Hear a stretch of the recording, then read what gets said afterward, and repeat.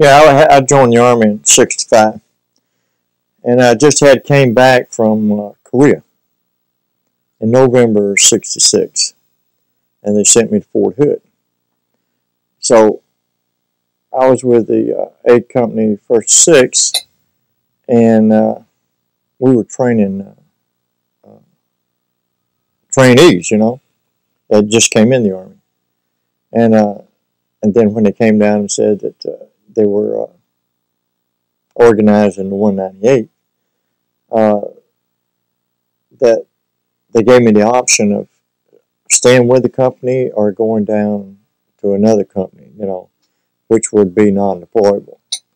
But I elected to stay with Alpha Company. So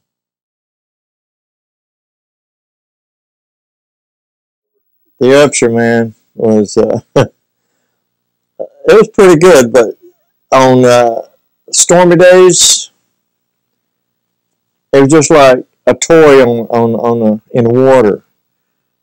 As big as a boat that was. Sometimes I could walk out and the boat, I could see the bow of the boat, and I was at the rear. Just like that. But other days it was just smooth as glass, And where we were sleeping, I was on the top. We had 5 high.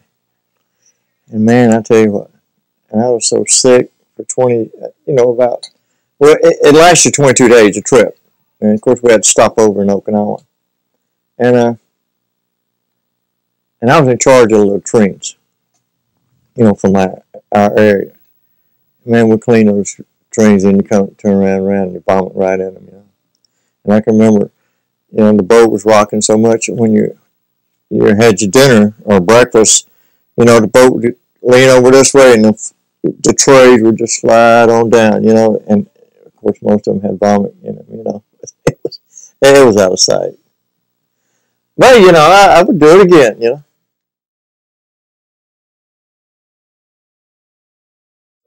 Now, I was in 2nd Platoon, and they made me the weapons squad leader, which had 2 M60 machine guns and 2 assistants. So there were 5 of us. And out of the 5, 3 got killed. First assignment was bridge duty, guard bridges. And, you had a bunker on one end and a bunker on the other end, and it wasn't very exciting. Of course, they did that to acclimate us, to the weather and everything like that. Our first one killed, we were still on bridge duty when he went out and, into the field and got killed. You remember who he was? Taylor. Oh, it was scary, man, when they put us on, when we got to our base camp. And, of course, it's surrounded by bunkers, and you're on bunker duty. And you had, like, 2 men to a bunker. And you visualize, your eyes plays tricks on you at night, even though you got the barbed wire and the trip flares and the claymores and all this stuff. And your eyes plays tricks on you. And you think you see somebody crawling under the wire, and you let your M16 go, and then somebody pops a flare, and there was nothing. Oh, it was about dark as night, man. When the moon is down, you can't see nothing. And when it rains, it's the coldest rain you ever want to feel. But, I don't know, you're sitting out there, if you go on ambush, you're in a rice paddy or something like that, and you feel a snake crawl across your leg, and you can't move. Of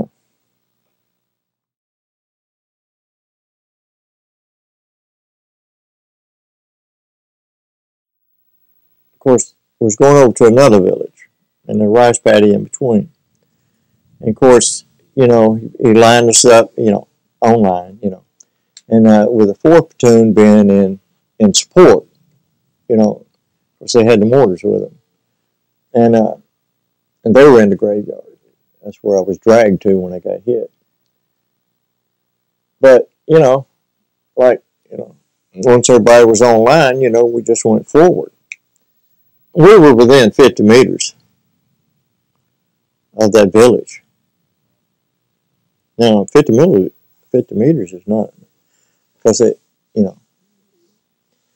because when everything was going on, after a while, they were coming out to us, And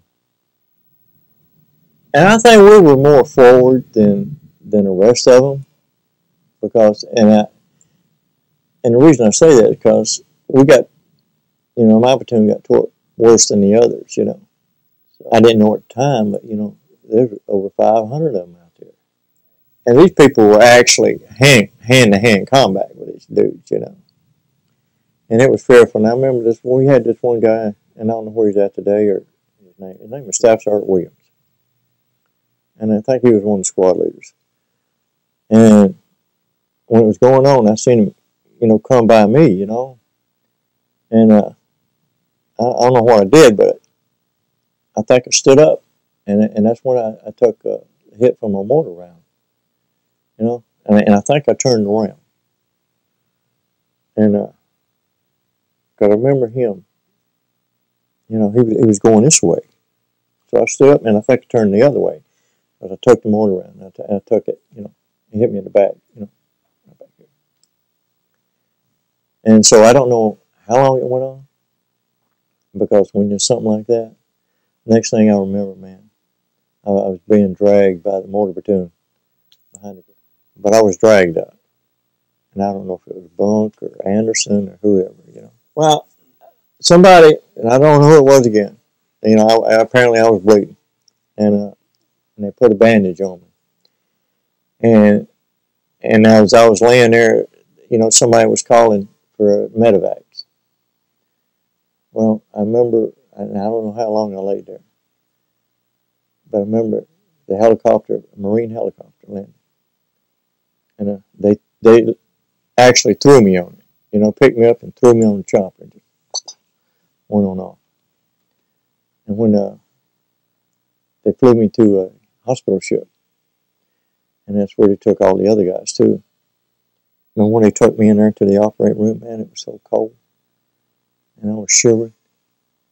And next thing I knew, I woke up in a bunk there and around me was your dad and Kill Hut and Folder. And we sailed up and down the coast, and I think it was, it had to be at least 3 weeks. Then they medevaced me to Japan. And I stayed in Japan until June. And then I came back to Vietnam. I was in Japan getting on the airplane when Robert Kennedy was assassinated. I went back to Vietnam in June, and the 30th of September, I flew out. And going through that experience when I got back, they made me go out on ambush, and I didn't want to go. But, I had to go. And you're talking about somebody being shell-shocked. We'd be out on ambush and going on patrols or whatever, and round would go, go overhead, man, hit the ground. It was frightening. I was shell-shocked. But after a while I got over it, I came home.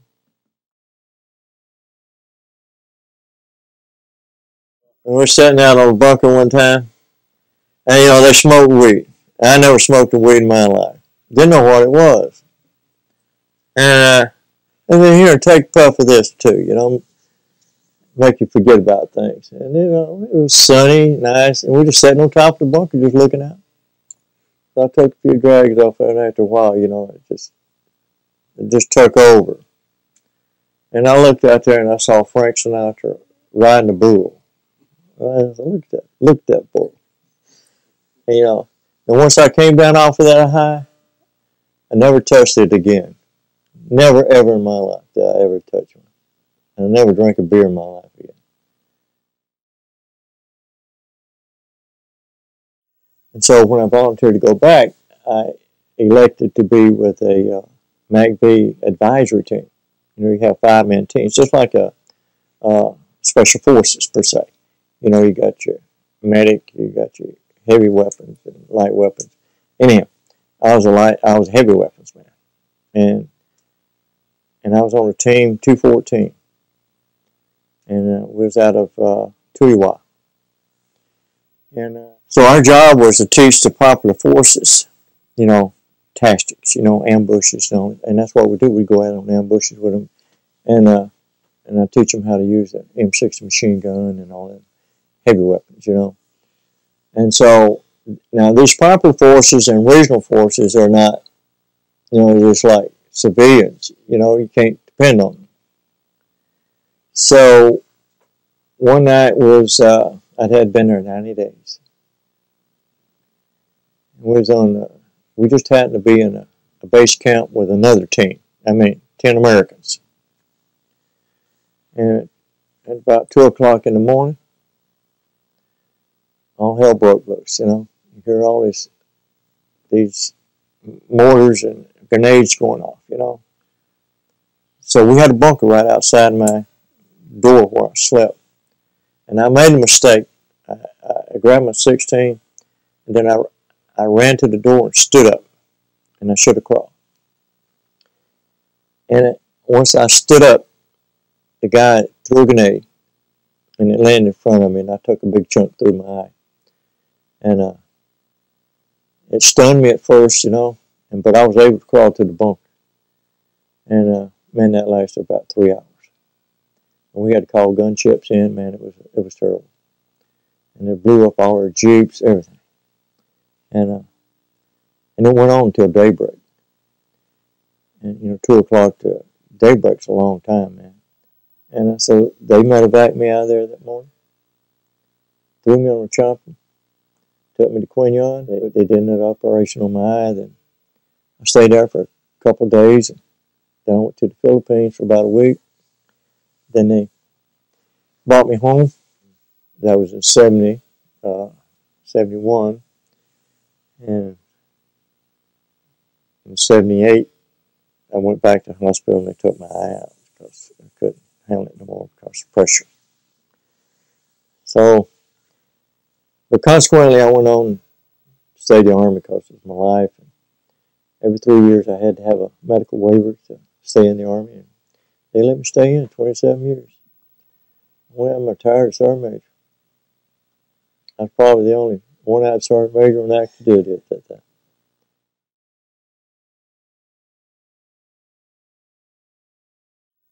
Well, not until about really 2005, I started having these dreams and flashbacks about the guys, and a couple times, in between the time while I was still on active duty, I'd go to the wall, and look up, that panel there, that panel that stands out. Look at all those names on there, wonder what they would be doing today. And I can remember J.J. Jarvis. He was one of my machine gunners. And after he got killed, in a few days, I got a letter from his sister, I believe. And she wanted to know how J.J. got killed, and all that stuff. It's a hard thing to do to try to tell somebody, But I did the best I could.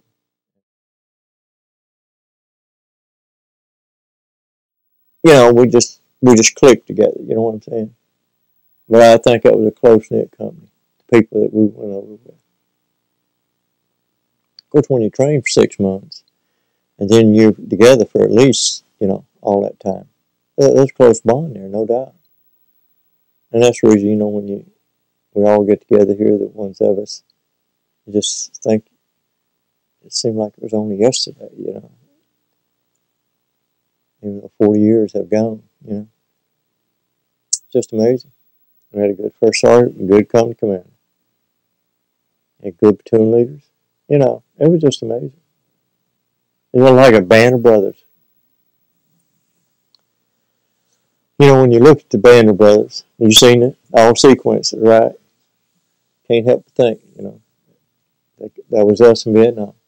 It's just like yesterday, Some of them got a little ugly. Some of them got a little older, you know. But hey, just love them as much as I did back then, you know. Just wish the other ones could have made it home too.